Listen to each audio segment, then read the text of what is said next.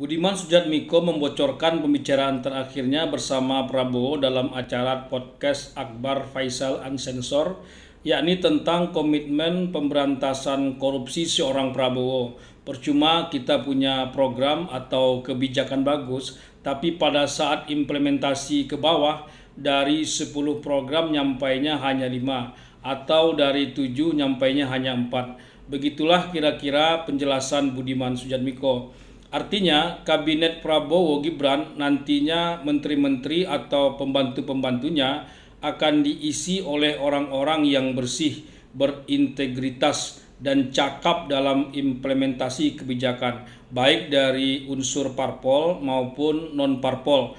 Prabowo akan menyeleksi betul calon-calon menteri yang dikirim oleh parpol, dan tak boleh lagi belum apa-apa kabinet ini sudah diisi oleh orang-orang yang nantinya berurusan dengan para penegak hukum. Sejak era reformasi, dari kabinet ke kabinet, soal korupsi ini selalu menjadi persoalan, tak terkecuali 2 periode pada masa kabinet Presiden Jokowi. Jangan pula menjadikan KPK sebagai patokan keberhasilan, sedang dianggap kuat-kuatnya atau sedang lemah-lemahnya. Sama saja, bahkan dalam KPK itu sendiri aroma korupsi itu selalu merebak, apalagi seleksi menteri-menteri lewat KPK seperti dulu.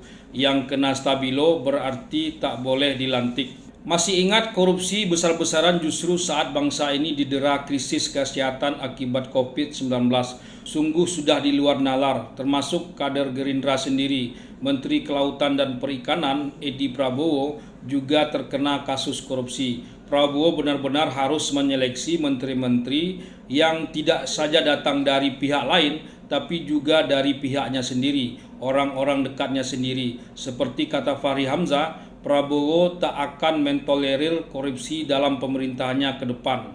Rekam jejak menteri-menterinya harus jelas. Budiman Sujatmiko dan Fahri Hamzah salah 2 yang mungkin bisa dipertimbangkan untuk dipakai.